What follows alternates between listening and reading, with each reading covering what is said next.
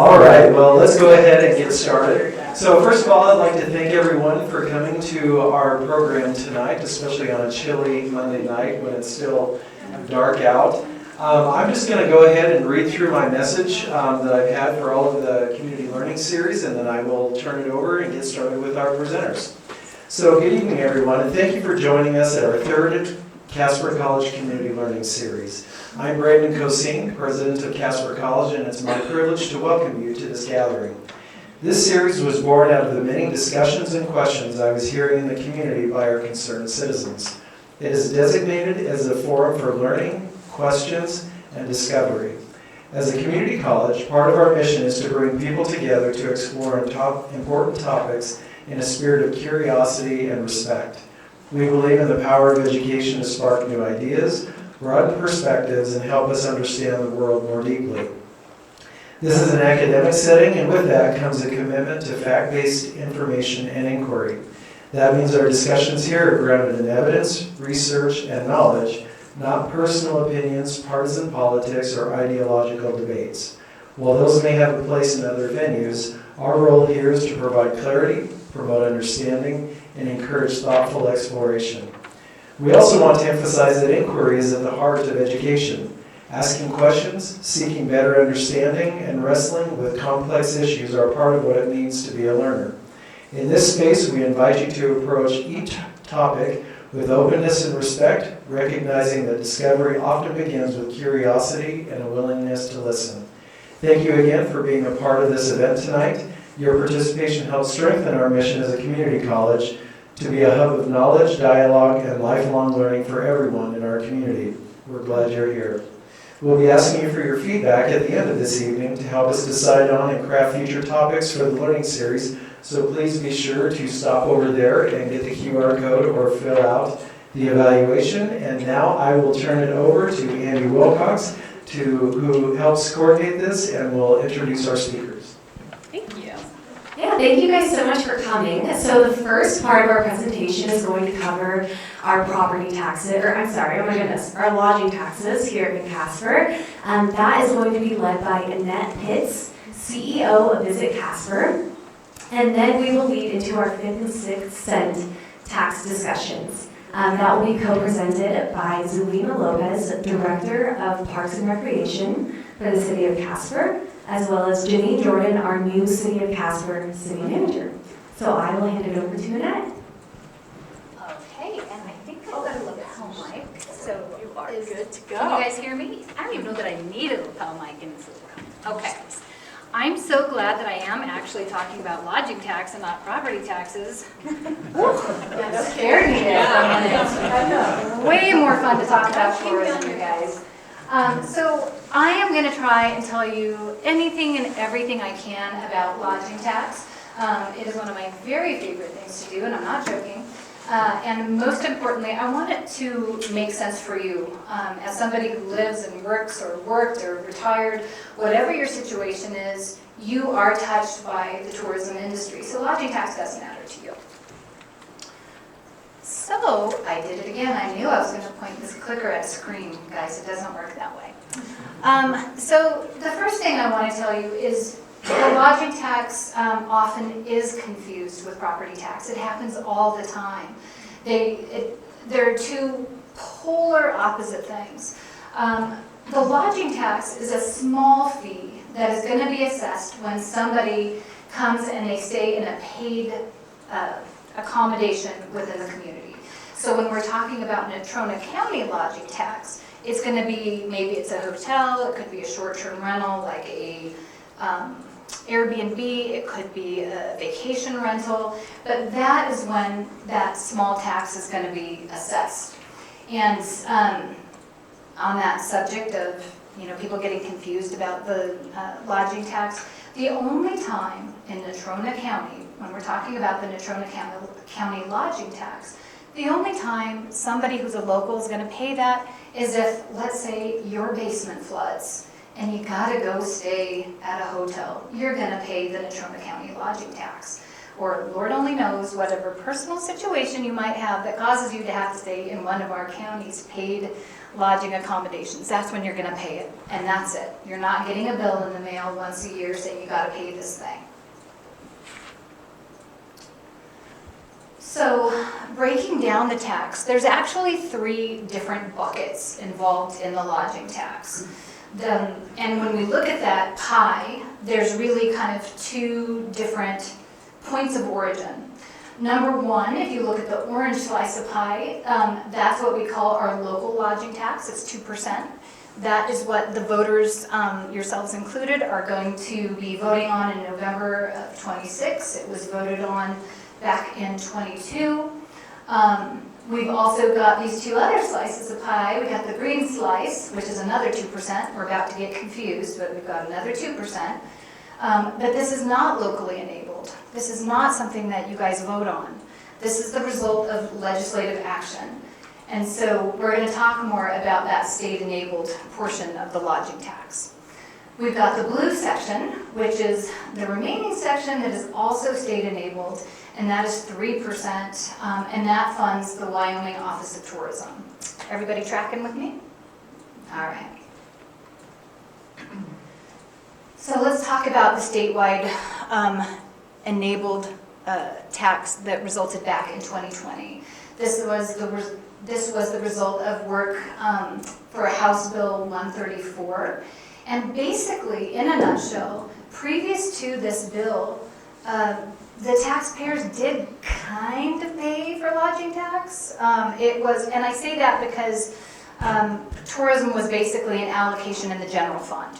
So our taxes were paid for, through that pool of money.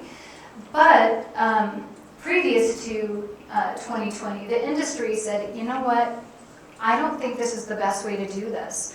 I think we should be responsible for raising this money ourselves. And they said, we will, as an industry, assess ourselves to raise the money to fund the work, to bring the people to our hotels and our hospitality businesses. And so they said, we are willing to assess lodging tax on our customers.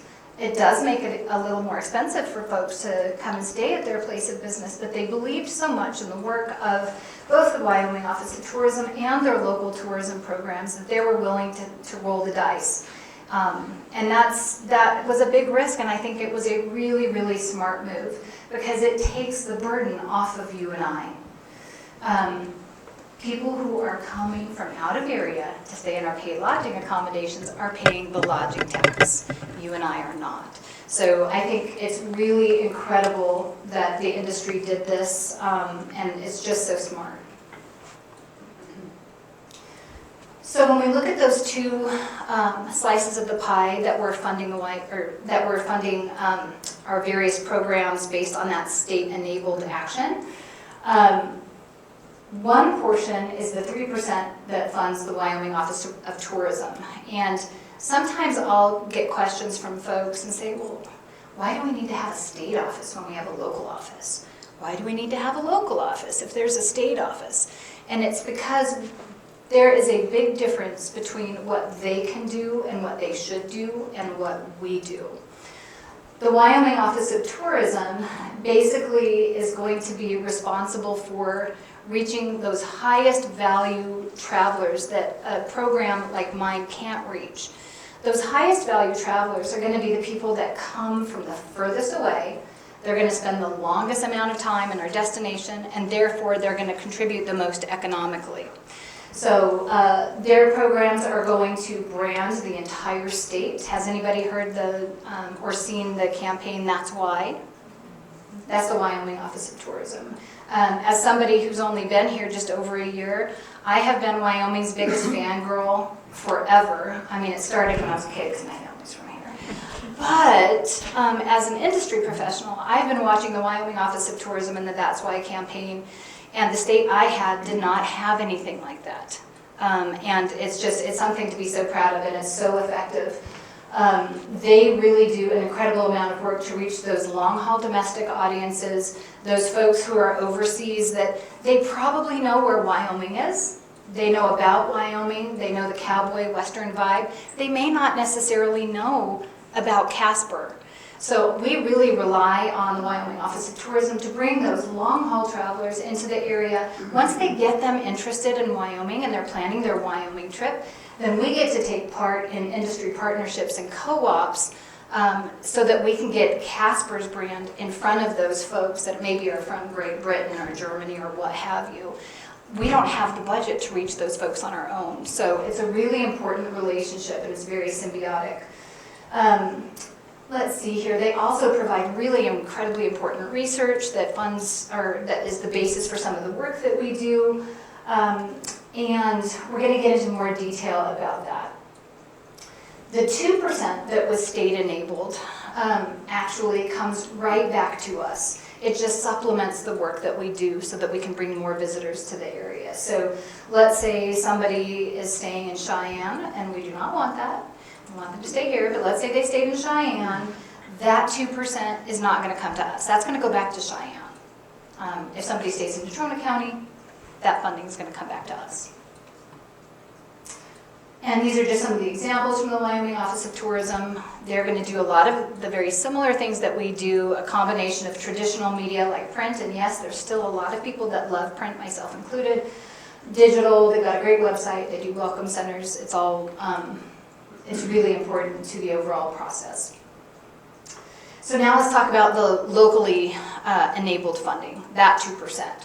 So I mentioned the last vote was in 2022. We had just over 22,000 voters that cast a vote, and over 77% said yes. So I think that's fantastic news. I hope that we see even more than that in the next vote. That'll be coming up in 2026. It happens every 4 years. I think we may, I'm not 100% sure, so I know evidence-based, I'm pretty sure is not scientific, but I don't know that there's one other state in the country where the voters decide on lodging tax. I was just at a conference last week with CEOs and board members of visitor bureaus from all over the country. I couldn't find one person from one state where their voters voted on it. It's all stuff done jurisdictionally. So I think it's a fantastic oversight mechanism because there's nothing like having your friends and neighbors keep you honest and making sure that you're doing what's best for the community.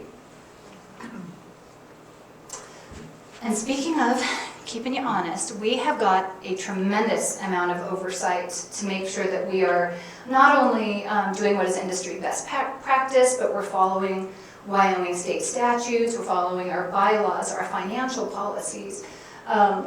It starts with our board. They're all government appointed from the jurisdictions that are part of our Joint Powers Board, which is our oversight mechanism. We work very closely with the Department of Revenue. We have an annual independent audit, which, by the way, it's always coming back clean.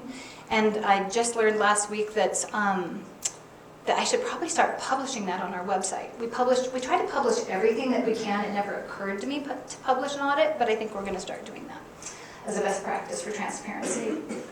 Our city and county elected officials are very engaged in the work that we do, and we try to make sure that we're always updating them, whether it's through staff updating or through our representative appointees on our Joint Powers Board. All of our board meetings are public meetings. The only time it's not a public meeting is if it's one of the few limited reasons to have an executive session.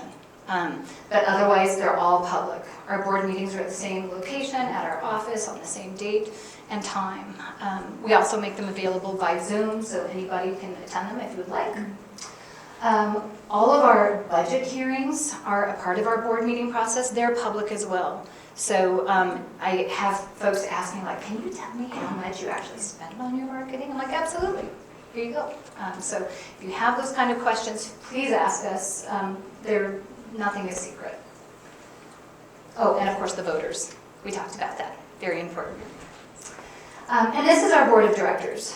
These are the folks that are really running the show. Their job is oversight and governance. You will see representation from all of our joint powers that's represented on our board. There is not a yes person among them. They ask very pointed questions. Their job is to look out for our friends and neighbors and family members in this community to make sure that we're being the best possible stewards of the funds that we have and to fulfill our mission. And one of the first questions I often get is like, why does the county have 2 appointees, and why does the city of Casper have 2 appointees? And it isn't because of this necessarily, but I think it probably has something to do with it. Obviously, all of our towns and cities are a part of Natrona County, so they have 2 appointed representatives on our board. The city of Casper, and it's not the city of Casper, it's the lodging properties that are collecting lodging tax from their visitors that are located within Casper are contributing the vast majority of the lodging taxes that flow through into Visit Casper's budget. And these numbers are from our last fiscal year and come to us from the Department of Revenue, straight off their website. We are often asked, I would say for sure weekly, if not daily, to spend lodging tax on different things. So it's really important for folks to know we can't just contribute to anything and everything. We have to be so careful that we're following state statute. So we have to spend money on things that will promote tourism. Will it promote paid overnight visitation? Will it promote economic impact? Maybe it isn't paid overnight visitation, but maybe it's somebody who's coming as a day trip and they fall in love with a place and we know that we're going to convert them into an overnight visitor. That passes. We can fund the operations that are needed to do this work. Like I can have staff, I can have a computer to do the work that we need, an office to do the things that we need to do. I can send my sales department out to sell and book. Maybe it's a meeting, maybe it's a festival, what have you. We can conduct research that makes sure that we're being the most effective, efficient, good stewards of these public funds that we're entrusted with. We can educate about hospitality and tourism, but it's not the highest use of our funds. We will only do that in a very limited capacity. So you're not going to see us out there spending a ton of money on education. But technically we can. But we try to always look through that lens at the bottom of the screen. Are we going to help benefit this community? Are we going to generate economic impact? And will it generate overnight stays? And in my world, I want to be able to measure it. It's not enough for somebody to say, oh, sure, you can come do this thing. It'll deliver people. I have to be able to measure it and track it. Because I don't want somebody questioning if we're doing our best work. And then this is the sad, not fun list. These are the things we can't do. We can't fund capital construction. It is no secret we have aging facilities. We have things in this community that need our help, especially with some of the dynamics that have happened in the last year. Unfortunately, lodging tax can't be used to remedy some of those situations. We can't just fund the government. We can't pay for fire, police, and EMS or schools, and we can't just give unrestricted support to nonprofits. And it's hard because all of these things are so important, and we want to be a good community partner, but we also don't want to get in trouble, and we want to follow the letter of the law. So these are on the can list, sadly. So, following up, here's the flow of how lodging tax work in Natrona County. So, the visitor's going to book a hotel or a short-term stay. That accommodation is going to charge a lodging tax, unless, of course, you're tax exempt. We do have some folks that are tax exempt. Or if you're not a transient overnight stay, meaning you're staying 30 or more days, then you're not going to pay a lodging tax. But by and large, most folks are going to pay that. The business then remits the tax to the Wyoming Department of Revenue. They're going to send it on to the state so that Wyoming Office of Tourism gets their portion. And then the stuff that's supposed to come back to the county comes back to the county. And then the funds are deposited into Visit Casper accounts. And then Visit Casper staff expends the budgets expends the funds as long as they are in a publicly approved budget. And I also just throw in our business plan because I want to make sure that not only does it make sense fiscally, but are we being strategic? And speaking of the who's doing all the things, so we talked about the board. They are oversight and governance, making sure that we're doing right by the law, by our bylaws, by our policies. These are all the folks that are making it happen. I'm sorry I don't have Lana's picture. I just realized, literally this morning, and I was like, oh. But we love Lana. Lana is up at the at the Trail Center. She's a part-time employee. She's not physically in our office, but she does incredible work for us up there representing. All of these guys are incredible, incredibly talented, hardworking, committed people. And you'll notice they are, not all, but some are young people. I want them to stay here. I want to make a workplace and an industry that allows them to grow and continue to contribute in this community, and there's not anybody I would want other than any of them. So, why does it matter? All of this, the how, now you know the how. It matters because we are the second largest industry in Wyoming. It's a tremendous amount of jobs that we're supporting, and I'm pretty sure I've got that number committed to memory. You can test me. I think it's 2,890 jobs in our last year. It's a lot of jobs. When we have a successful tourism industry, we have a successful industry, period. We have successful business. And importantly, our visitors generate sales tax revenue. I like to say, and I wish I would have made this up because I come from farmer people, but I heard it at a conference last year that lodging tax is fertilizer for sales tax. It's true. When visitors come, especially if they're spending the night, that means we're going to get them, if they're spending at least one night, then we're going to have them for 2 days. They're not just coming here to sleep, they're coming here to do things. They're going to have experiences. And we want them to eat. I'd like them to eat out. It's okay if they're buying groceries too, but I really want them to support our restaurants. We try to get them shopping. We want them to go to concerts and festivals. That sales tax is so important. And I know they're talking about sales tax, but it's also one of my favorite things to talk about because I moved here because I love it here. I love the outdoor rec here. I love our parks. I love the facilities. I love all of these incredible things. And nothing in life is free. We don't just get things. Our parks aren't green because of like this sky just magically waters every day here. It doesn't happen like that. So anyway, I can go off a little bit here, but we want our visitors to come and pay this for us. It is critical. And one of the other things that somebody has asked me recently is like, oh, no, or it wasn't a question, they were just telling me, nobody really comes to Wyoming. It's just people in Wyoming go to other places in Wyoming. And I'm like, sir, you are so incorrect. Thank you, Wyoming Office of Tourism, for this Dean Runyon report, speaking of research, where they told us last year that we had 75% of our direct visitor spending was from folks out of Wyoming and or international visitors. We also had 8.7 million visitors to the state last year. And you're probably thinking, I don't remember seeing 8.7 million, right? That's because we're doing it right. How many of you have been to a destination where you're like, holy Toledo, I don't even know where the locals are. I don't know how they get out of their driveways. Do they have driveways anymore? I've been to those places, and that is not where I want to live. That's why I'm in Casper. But we have a tremendous number of visitors, but our program has been run successfully many, many years before I got here in a very balanced way. And I think Wyoming as a whole does a really good job of running a balanced tourism program. Sorry, these are impossible to read. If you get print copies, you can actually read the numbers later. But in the red circle, you will see, so first of all, these are Natrona County figures. They come to us from the Wyoming Office of Tourism. Last year, in 2024, we brought in $377.8 million to the local economy. We had, yes, I was right, 2,890 jobs. It's a lot of jobs that we're supporting. And then down in this tax category, we brought in $7 million of local taxes, and then over $12 million of state-enabled taxes.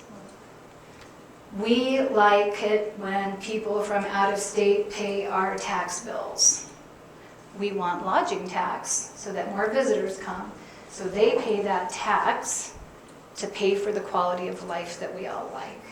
Because let's say we don't have those taxes come through, right? Whether it's lodging or sales tax. Let's say they don't happen.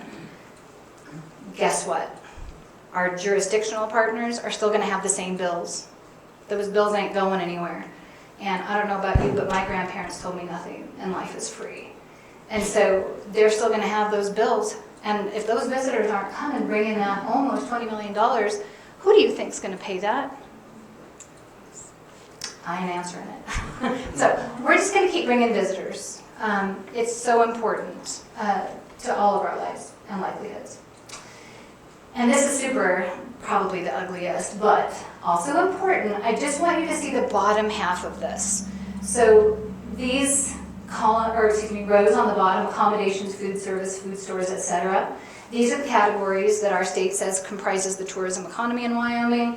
And then look over to the, not the furthest right column, or hang on, you're looking at it, right column, but that one that says 2024 and down.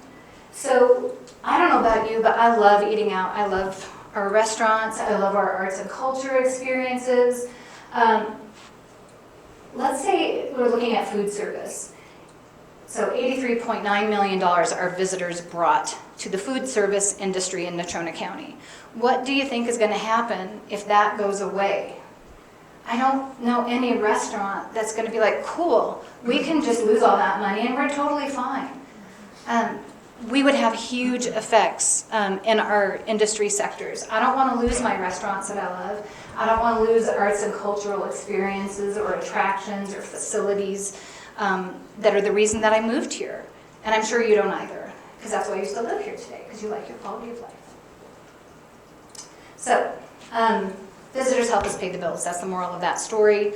And then the last little numeric factoid I'll give you right there is if you reverse engineered those numbers, which I didn't do, the folks at the Dean Runyon group did for the Wyoming Office of Tourism, they found that our visitors last year saved every resident over $540 of taxes. So I better keep doing my job because I don't want that bill. I'd like my visitors to pay for it. So this is how we do it. And by the we, I mean my staff and I. We do a combination of things. Destination marketing, that's to get leisure travelers. Our leisure travelers are going to probably come during peak season. Often they're going to come on weekends, but they're going to pay the highest rate in a hotel. Sports tourism and event recruitment, this brings us volumes, tons and tons and tons of folks. They do tend to come during a specific sports season, and they do tend to come in the weekend. They do tend to pay less per room in a hotel. But our meetings and convention sales visitors, they are not going to come in nearly the numbers of sports, so we don't get the volume from them. But they do come throughout the week, throughout the year. So they're going to backfill in our hotel properties, and they're going to do it at a higher rate. So you can kind of see there's a method to our madness. We're trying to keep a very moderate level of visitation that keeps all of our hospitality and tourism partners afloat. And then the last thing I'll say is we don't do any of this without research and data. It's kind of like, and I don't know how to actually fish, my brother does, and sometimes I'll go out in his boat and he has like a fish finder, and he has really expensive tackle and poles and stuff. And he's like, you just go over here because this is where you're going to get the kind of fish that you want. You don't just catch fish, but you get the fish that you want. I don't want to eat this other bottom feeder. He's down south. I don't know. He wants a crappie or something, or a bass, right? That's kind of, you don't want to throw your line into ponds that aren't going to give you what you want. So we try to be very careful in using research and tools that will allow us to find not just any visitor. We want the right visitor that comes at the right time for the right reasons, because we care about our destination. We don't want to be in a location like I described before where quality of life isn't good. These are my most favorite slides, by the way, when we're almost done. Okay, so one of the things we're not particularly good at is we don't put out a press release every time we give money away. We give out so much money to this community and we don't really tell folks about it so much. So I sat down with my Excel spreadsheet and just itemized out all the organizations and events that we've supported since the last vote. And we've actually just handed out over $1 million to this community. And if you're wondering who they are, there's a lot. This would be a lot of press releases. So when we look at these, I want you to think about if we didn't do, it's not just us not being here to bring visitors, it's also we're giving this money to the community. And if we don't have a successful, oops, I forget my mic. If we don't have, success educating folks about our lodging tax, then it's not just us who has a problem. All the folks that we're funding right now have a problem too. And recently I saw an article about an unnamed project where somebody said, hey, my team brings visitors in every single weekend. We should be getting a cut of that lodging tax.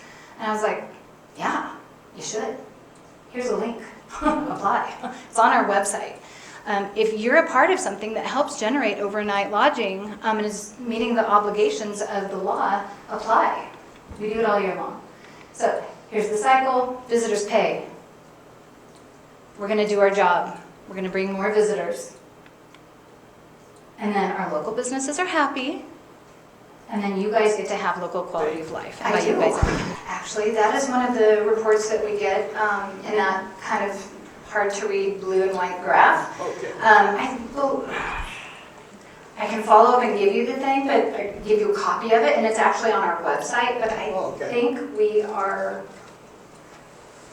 maybe number 4 in terms of county. Okay. It might be 3. I think it's 4. Yeah. But I think it's Teton. Teton. Teton collects half Yeah. for the entire state, half the lodging tax for the entire state. And Park. then I think it's Park and then Laramie. Yeah. Presses Street. Four. Yeah. Good. I have a sense that the ranch is bringing a lot of people to town. Do you have any sense of that, what the change might be in lodging tax because of that facility? I think when we get our numbers for next year, it's going to be a lot easier to know that for sure. We do have tools that will give us limited information. We have geolocation-based tools, but they're really based on a sample. So I can't factually say this is how it's going to translate into lodging tax. Now that said, there is no way that they're not leading to an increase in lodging tax. It's too incredible not to. And every time I go up there, there are people from all over the country. So I know that it does. I just, because I know we're talking about evidence-based and factual, non-opinion. I don't know the exact answer to that question, but in the non-scientific, fully opinion-based, I think they are. How's that? People and kids up there for activities. There are. And the thing I think that folks don't think about, whether it's the sports ranch or maybe it's the Ford Wyoming Center or it could be a hockey rink or a soccer match, whatever, whenever you bring those folks in, maybe there aren't 2 million folks there, but they come, they experience it, they fall in love with a place, and they're like, ooh, you know what, I belong to the Association of Realtors or dog groomers or whatever their thing is, and they're like, I want to come back here, I'm going to see if I can bring that here. Or my partner loves to fish or hunt or whatever, and I can't believe all of these things that we have available. So when you have these new, I call them demand generators, when you have these new demand generators or veteran demand generators, you're always setting yourself up for an increase if we're all doing our job right. And that job, I think, is just being a welcoming community, which I really think we are. Okay, guys. Oh, go I ahead. got one more. Okay, no, that's all right. Our 7% lodging tax, how does that compare with other states? It's very low. I was big on last week at that conference because we would have these roundtable sessions and you're sitting around with all these folks from all over the country and I was like, can you just tell me what your tax is? And it was like 14%, 22%, 18%. And they asked what mine was and they're like, oh, are you okay? We're fine. We are doing well. We can do a lot with what we have and I would never complain about it because I think it's just right for what we're trying to do today. And, are we more affordable than other places in the country? Yes, and I'm okay with that. A lot more affordable. And all the schools for the tournament are tax exempt. Yeah, they are tax exempt. But when folks come for those activities, if they're not paying through the school and they're just paying on their own, then they are paying the tax. we had any success with film, with Kelly Estes? Oh, I think Kelly's doing an incredible job. Pat's talking about Kelly Estes on our team. He's our film liaison. That's his official title. He does a lot of other things for us as well. Kelly is our person who really is our bridge with the entertainment industry and when they want to film.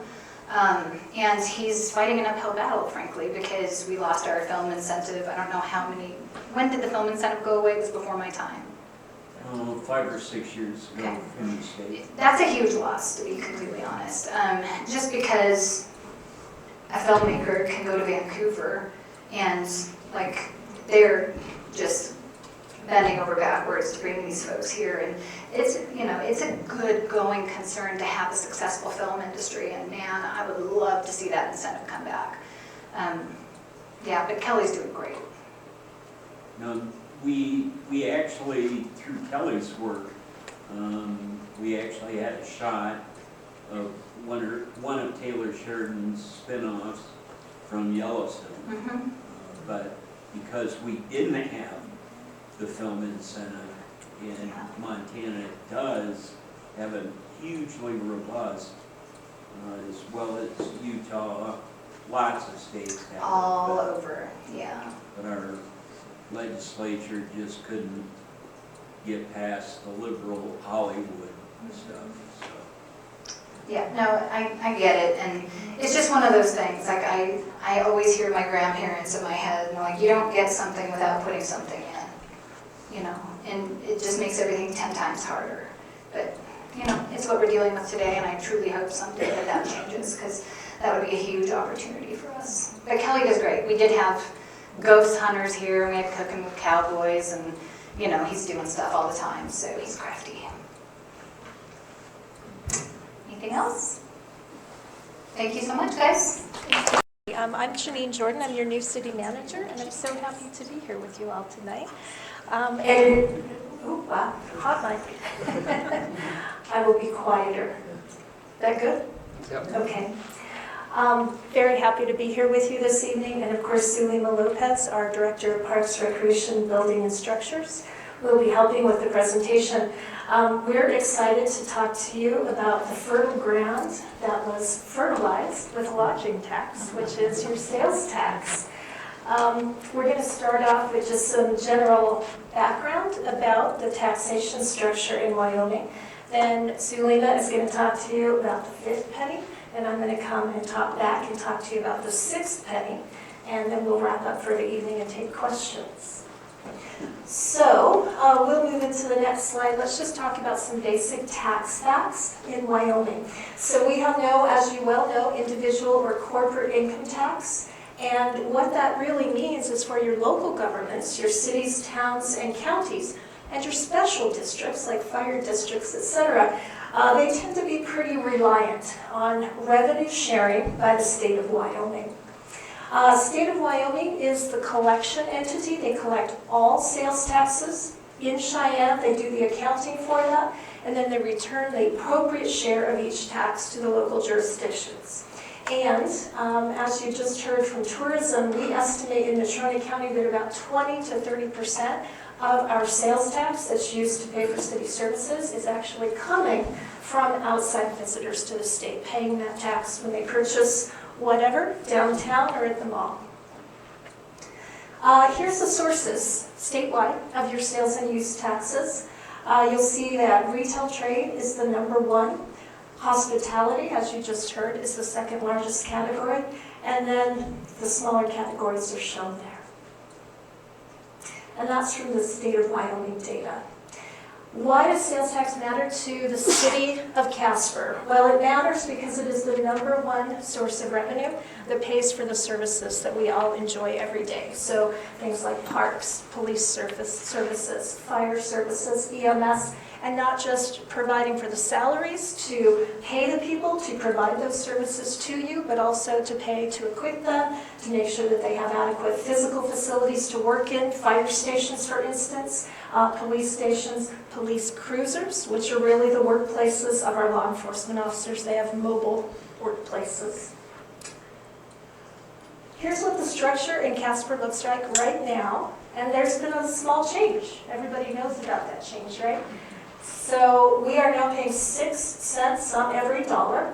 The first 4 pennies is the state's sales tax. So that is enabled in Cheyenne. It's approved by the Wyoming legislature, and it's been in place for decades. We've also here in Natrona County for decades had a 5th penny local option tax. And the reason that's called a local option tax is it's approved by the voters in Natrona County every 4 years. So it is optional and imposed by the voters upon ourselves after we go and approve that at the ballot. And then most recently, we've seen a temporary new tax come into play, and this is the municipal specific purpose tax, which is only applied in Casper and was approved by Casper voters, and they agreed to pay that tax themselves to fund certain specific projects. So I think I covered some of this already.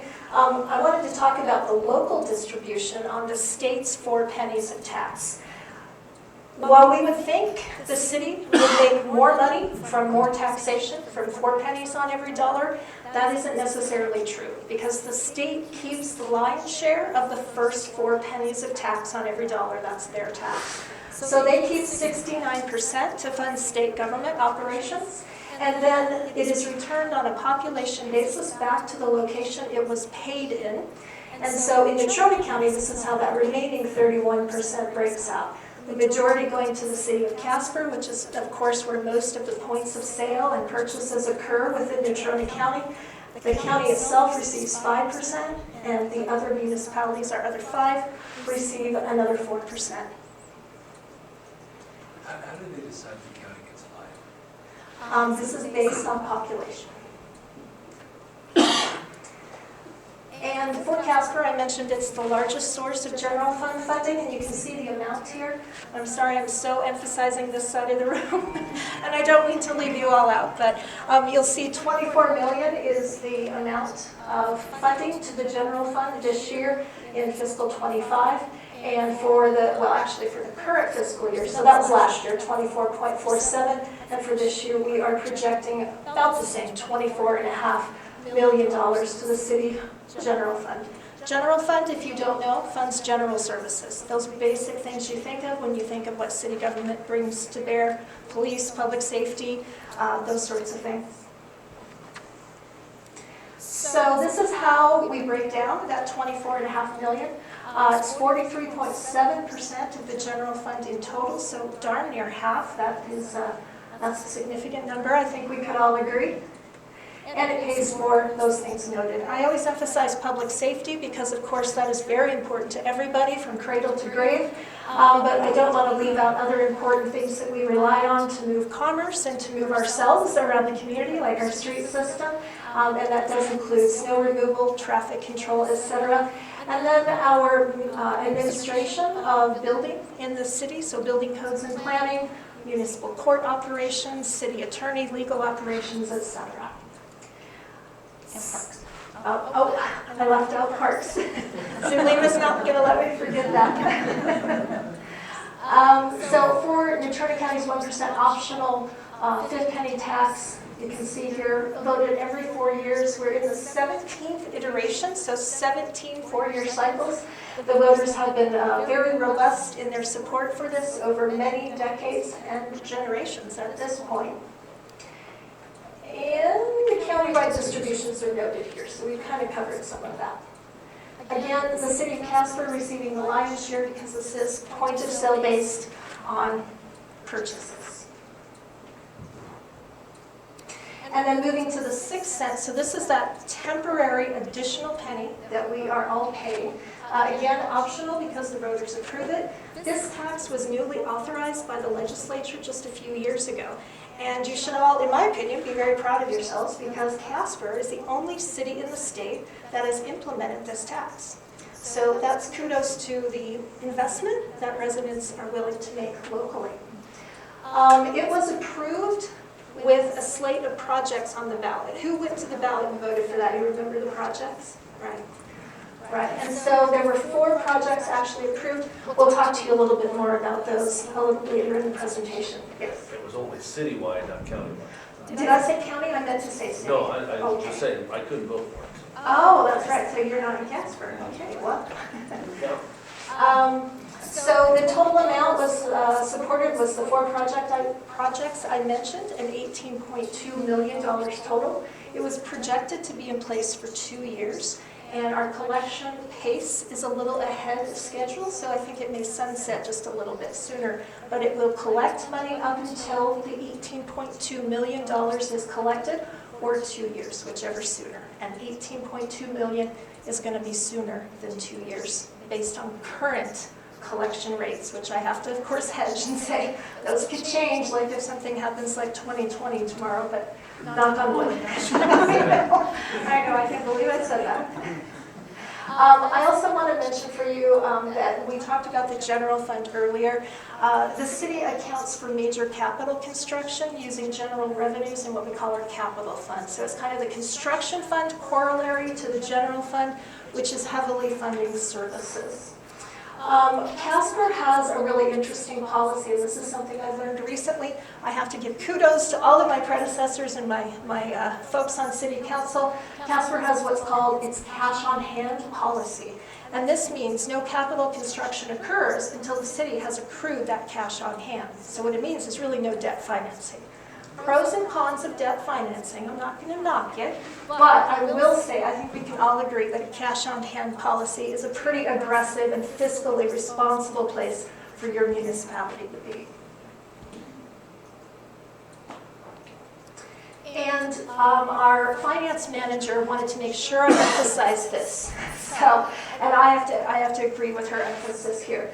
So this is an accountant's view of capital expenditure.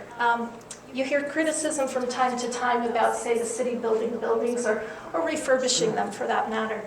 But I think what Jill would tell you if Director Johnson was here is we have to remember that cash is only converted into a physical, tangible asset when, say, a fire station gets built. That's an ongoing physical cash or physical asset that the city has over generations, can liquidate, can take value out of if it were to sell in the future. No different than we do with our own homes, right? It's a way to sort of build cash over time and equity over time.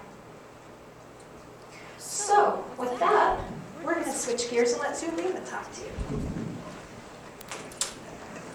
Yes. Okay, so I am not mic'd. Hopefully you guys can all still hear me. But I'm going to do a little bit deeper dive into our 5th cent tax, and just you're going to hear a lot of the same information that Janine just stated specific to the 5th cent, and that's intentional. Because as learners, I don't know about you guys, but sometimes I have to hear things multiple times in order for me to remember and for it to sink in. So again, there will be a little bit of repetition, but that is by design, because we really want you to understand the concept of our 5th cent and the critical role that it plays here in our community. So the 5th cent is a historic tax. Again, it's been around since 1972. It is foundational. It has driven capital construction in this community since 1972. And of course, that is a long-term investment that the community has made through that tax for us. Zulema, I'm failing on the job already. So you can't use the clicker. Sorry. No. We went low tech. Yes. There. I just PDF'd it. So. Okay, so again, we want to emphasize that the county-wide voter-approved general purpose sales and use tax, also known as the 5th cent or the 1 cent, so all of these terms are sort of interchangeable, was first passed by voters in November of 1974. Sorry, I got that date wrong before, 74, and was last passed by voters in November of 1922. So the first times it was voted on, it was actually just a 2-year tax, and so at some point after several iterations of 2 years, people decided, okay, we'll vote on it every 4 years. But we are on our 17th cycle, so it has been approved by voters 17 times since its inception. And that is really important, but I want to emphasize that is why we call this cycle 1 cent number 17.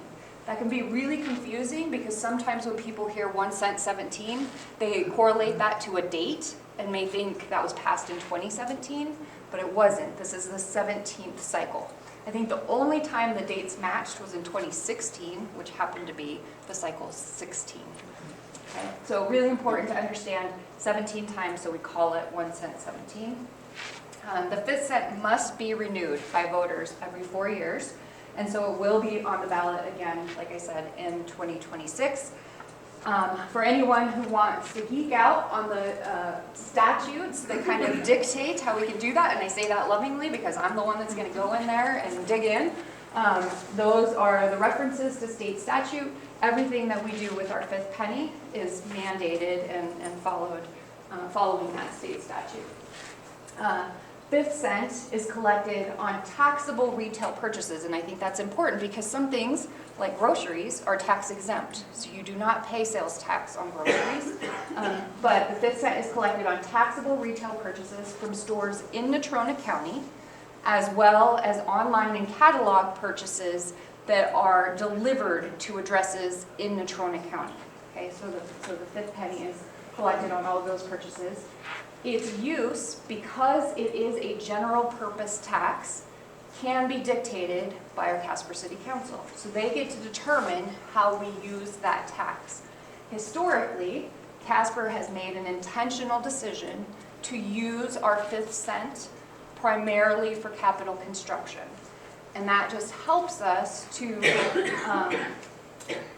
reduce our reliance on this tax should the day ever come that voters say we don't want the 5th penny, then we can still continue operations because we're not so heavily reliant on that. However, while we may be able to pay the personnel to man the fire stations or take care of criminals with our police force, buying police cars or fire trucks or building facilities to serve those are all capital, so those related things would have to go. Okay? So this is how the tax is distributed here in Natrona County. So again, it's a county-wide tax, and we wanted to sort of give an example. So it's 1%. So if you went to Honda of Casper and bought a $20,000 vehicle, okay, sales tax collected by that 5th penny would be $200. And so this demonstrates that out of that $200, the city of Casper would get $146.20. Natrona County would get $26.54. And then the rest of the money would be divided up among the other smaller municipalities in Natrona County. So that's how it works for us. Now, we started broad. Now we're going to narrow down a little bit more into specifically what 1 cent number 17, so this current 4-year cycle of 5th cent that we're in, how that money is being distributed. And so we go through a very robust process. And by we, I really mean our financial services department, goes through a very robust process of trying to estimate, based of course on the fact that we know how 5th cent has performed in the past. We know that the city of Casper gets 73% of the distribution because that's our population in Natrona County. And so we use those facts to estimate, along with some information provided by the state of Wyoming, what we think the 4-year collection will total. And then once we have that information, we utilize citizen input through surveys and other community engagement opportunities, as well as the direction of our Casper City Council to determine how that bucket of funding will be spent. And so this is the breakdown for 1 cent number 17, estimated to earn $64 million over the 4-year period in revenue. And so these are the breakdowns of how we intended to spend that money based on the direction that we were given from citizens and council. So you'll notice the lion's share of it is street repairs at just under $22 million, followed closely, or well, not closely, but followed by water and sewer, a couple of other police, and then public building repairs. So that's major improvements to some of our larger municipal facilities.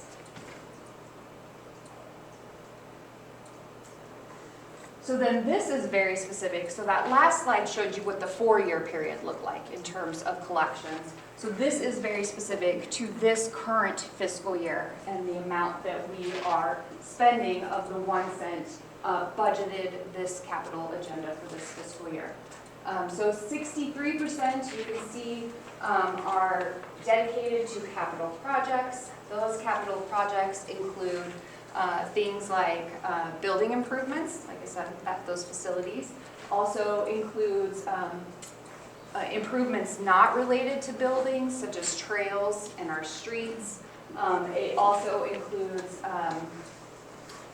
major equipment purchases, so large light equipment as well as heavy equipment. So all the rolling stock, all the trucks that you see with city logos on the sides, all of our police cars, all of our fire apparatus, all of our dump trucks and snow plows, all of those things are considered capital expenditures and do make up a large portion of how we spend our 1 cent, because we need those tools in order for us to do our jobs and provide service to the community.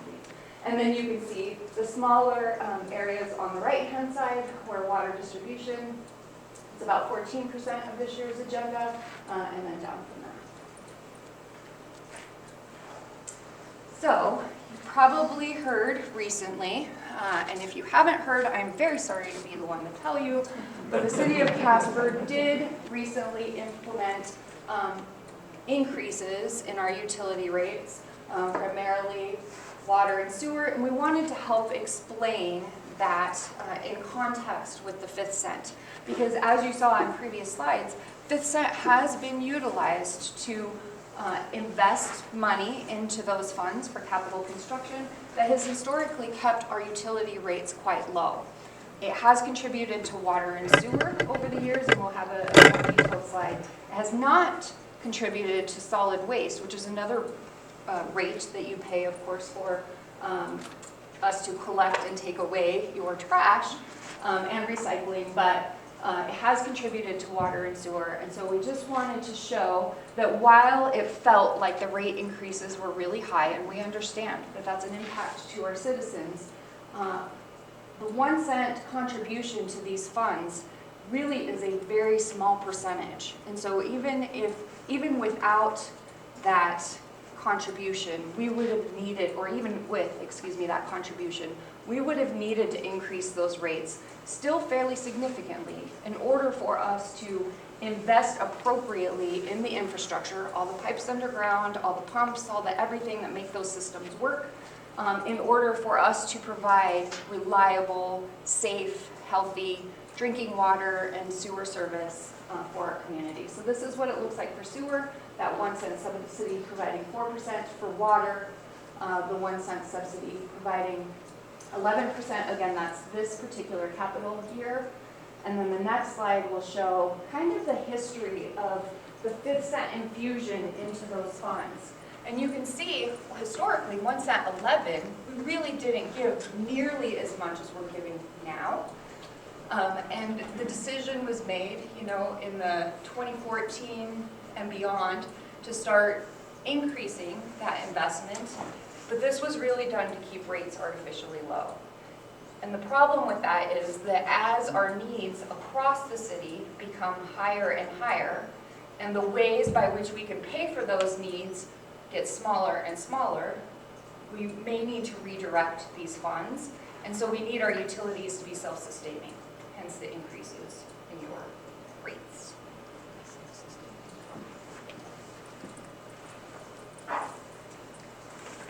So that was 5th cent, or the 1 cent.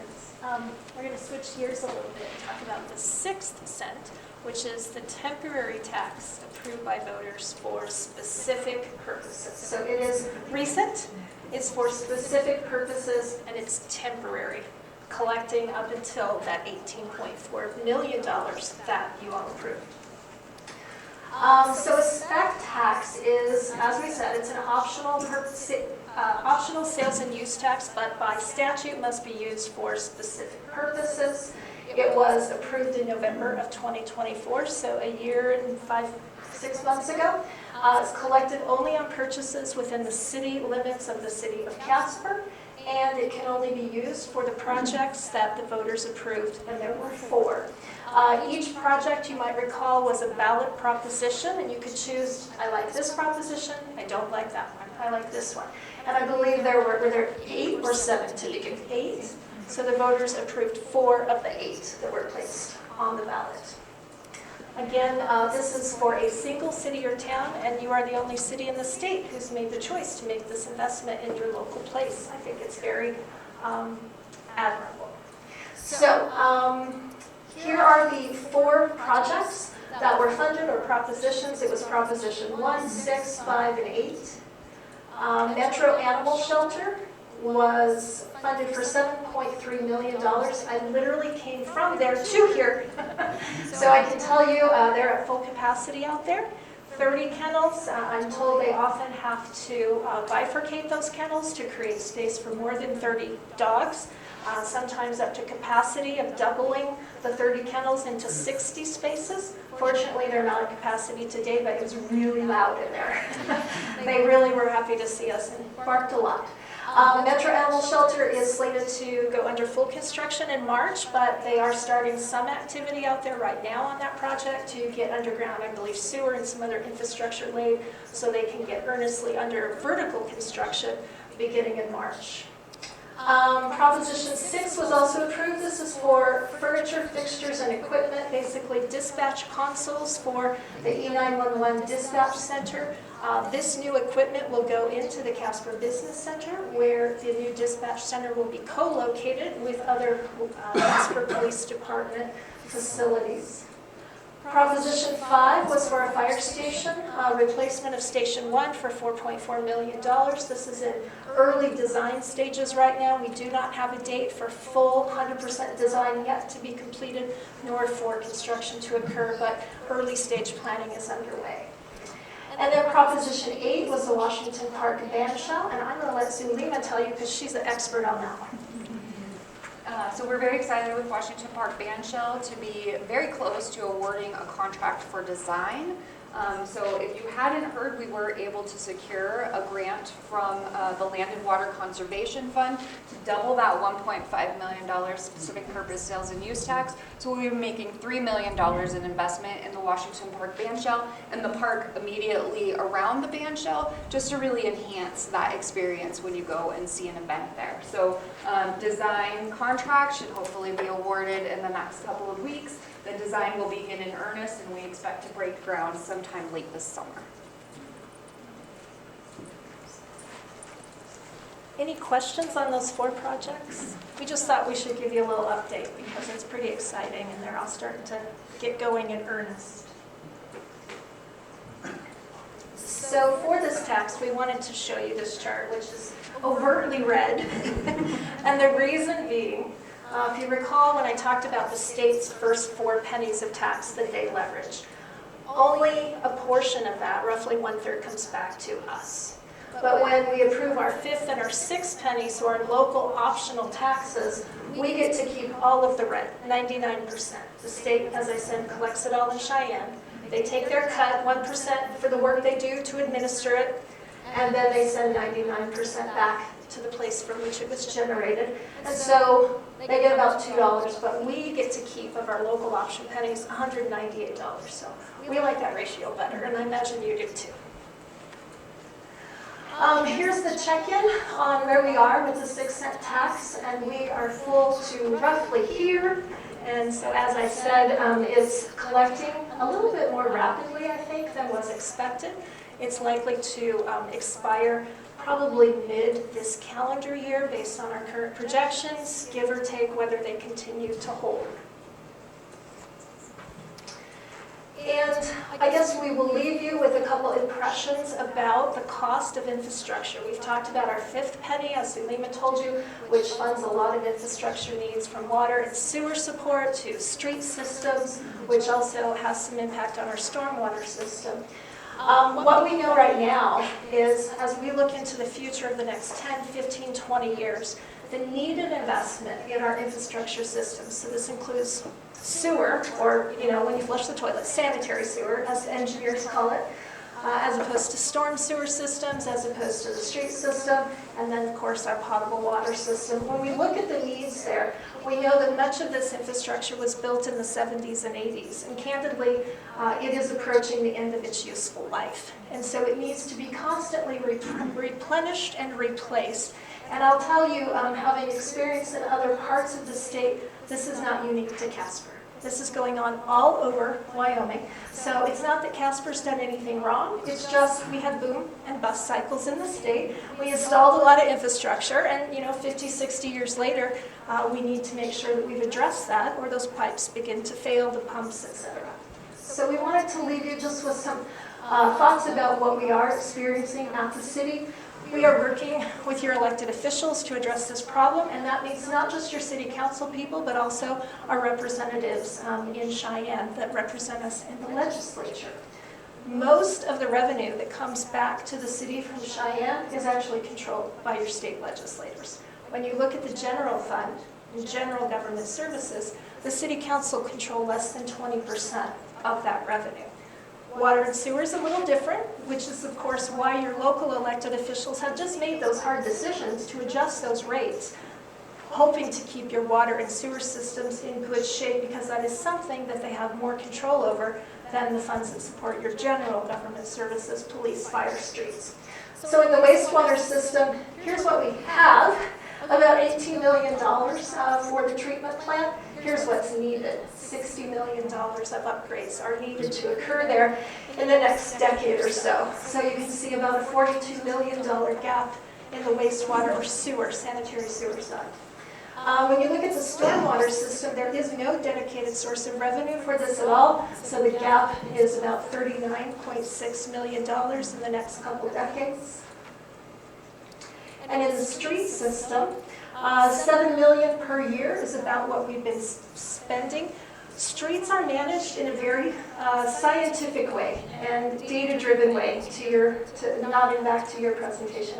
So our overall score of our pavement condition is 59 out of 100. That's considered okay, but I don't think it's probably where any of us would like to be.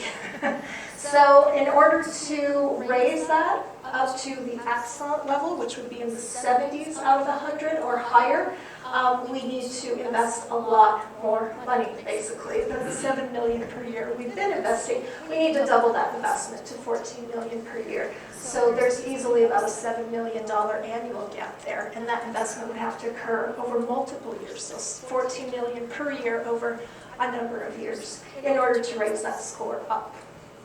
And then I'm going to leave river restoration with you, right? Sure. Okay. If not, I think we have phone a friend in the room on We river absolutely restoration. do. We have the river restoration guru in the room tonight. So if you have questions about that very important project, we could certainly direct those to Jolene.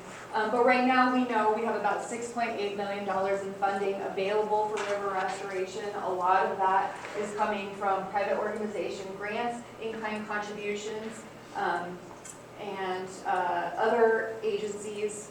Thankfully, we are very supported by the Wyoming Game and Fish and like organizations in this effort. However, the need for river restoration, to complete river restoration through the entire city of Casper corridor is $30 million. And so we are still looking at a $24.2 million gap in a project, again, that drives tourism in our community because people come from all over the world to fish in our waterways, as well as public livability because we all enjoy recreating. I know I paddleboard the river every summer. Many of my friends will float the river on tubes and different things, and so it's just a really important asset in our community, and the restoration efforts have been mighty, thanks to city staff and other passionate people in the community, but we've got a long way to go there. And then I will take these as well, since they also fall under my umbrella. So the Ford Wyoming Center, so we get just a little over $1 million in that 5th Cent funding over a 4-year period. And 5th Cent is really the primary way that we fund capital needs at the Ford Wyoming Center. We are at times lucky enough to get grants or partner support from Visit Casper and others, but right now that is what we have available to us. However, there's a $65 million need at the Ford Wyoming Center because it is a 43-year-old facility that has aging, HVAC, aging plumbing, and has, quite frankly, just outgrown what concerts and other touring acts need or expect in a venue. And so if we want to keep attracting that talent to come here and entertain us and our neighbors, we really need to make some significant investments in the Ford Wyoming Center. So we're looking at still a $65 million gap, which we're trying to figure out how to fill. And then facilities, buildings and structures also falls under my department. And so we completed a facility condition assessment back in 2022 that identified over $33 million in need at our publicly owned facilities. And that was as of that date. And so that number actually grows over the next 10 years, approaching $100 million if we were to make no more investments in those buildings between now and then. And so thankfully, in this cycle of 1 cent, council did emphasize the need to improve our public buildings. And so we have $5.4 million allocated over that 4-year cycle of 1 cent 17. But again, $33 million in immediate needs to replace or improve outdated major facility systems such as sewer, water, HVAC, roofing, elevators, those kinds of critical components. These also fall under, well, not fire station, but I'll talk about it anyways. So Hogadon Ski Area.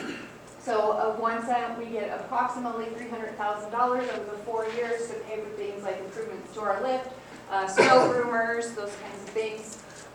But we do need a new lift. The 2-seater riblet chairlift is reaching the end of its life. It is safe, I guarantee it, but it's not likely to last forever, maybe even not as long as we would like it to. And so we really need to look at making an investment to replace that lift.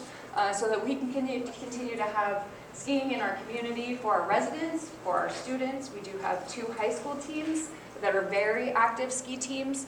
And I just want to note that we are 2 of the 6 state ski teams for high school skiing. If we don't have a lift and we don't have those 2 high school programs, the state alpine skiing program goes away because you need 6 teams to run a state program. So it is really important, not just for us and our kids, but for high schoolers around the state that ski on ski teams, that we are able to make this investment hopefully in the near future. And then again, Janine mentioned Fire Station 1 and the need to replace that. Thanks to the specific purpose sales and use tax, we do have $4.4 million allocated to that project, but it will cost us approximately $20 million to build a new fire station, and so we're still looking at a funding gap there of about $16.6 million. So again, this is just a snapshot of some of the needs, just to demonstrate why capital funding is so important in our community, and hopefully you can see how the tie to 5th cent and 6th cent and the capital needs all relate to each other.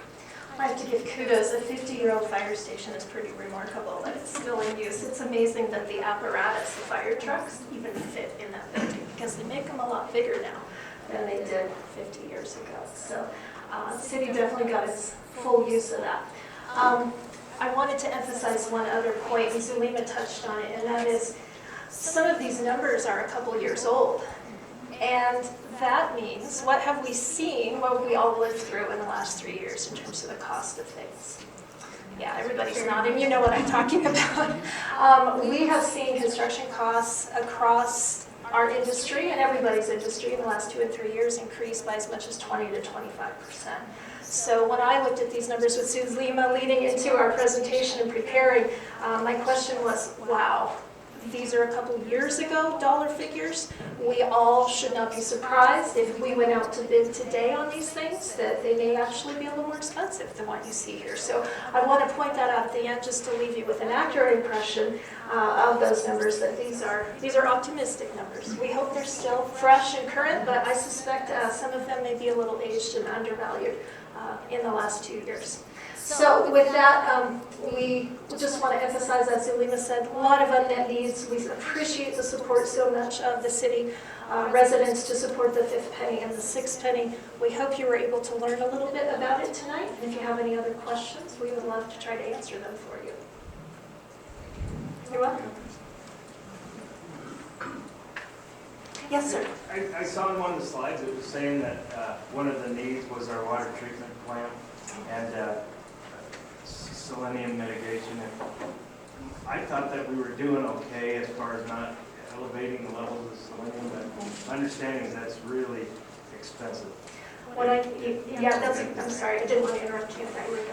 Yeah, I will emphasize the water treatment plant, or wastewater treatment plant is within basically the limits of the law. So it is not polluting, there's not overt selenium, but in order to maintain that, there is going to need to be a number of upgrades. And I mentioned the fire station being 50 years old. I'm not sure how old the plant is. Maybe Zulema knows, or Jolene, someone else in the room, Councilor Gamroth, Councilor Sweeney. I just know it's really old. And it needs some love and some TLC, which means dollars. So I don't want to leave you with an impression that it's somehow outside of the acceptable limits by EPA standards. It is within those, but it's going to need some upgrades to stay that way. I would just add, because I did work in wastewater for a period of time, that at one point, and this could certainly change given new administration, but at one point there was talk of the EPA changing the selenium limits, and so selenium is a naturally occurring thing in our ground, and so it's naturally occurring in our wastewater. There are products that add more selenium, dandruff shampoos and other particular things, but if a new selenium limit is implemented and our EPA mandate is to meet that, we will have to make significant changes to the wastewater treatment plant in order to meet that new standard. And so selenium is just one example, right? Because there could be changes in our mandates across the board with different things as time and things evolve in those industries. But that's just one example of something that was really facing us pretty hard, and it seemed like it was inevitable. That's kind of softening now a little bit. It's 40 years old, Jeannie. 40. Thank you, Councilor Gamroth. Yes. Where does the budget for promoting the 5th and 6th cents come from? Well, I can tell you, every city in the state, when they come up on a renewal, they will create public education information. But I want to be sure to demarcate that from what the political action committees around the state do to promote it. We can provide information about how the city has used that tax historically to help inform voters. We can provide information to the voters to help them understand how it's intended to be used if renewed, but we cannot say, vote for it, please vote for it, none of that, right? That's the job of the PAC, to engage in lobbying or persuasion. So it's twofold. They may engage in lobbying and persuasion. We can provide historical information. Like the signs or the stickers on library books and that kind of stuff, is that from the city? Oh, or is where that it just says paid for Yeah. by the 1 cent? I think in some cases, like certainly I was at Metro, like I said, like just a few hours ago, you see it all over Casper, the penny logos on the side that says paid for by 1 cent money. That is placed on city buildings by the city. Other organizations, like the library, I don't know, they may choose to brand their things, but they do that at their own cost. Did I answer? Yes. Okay, all right.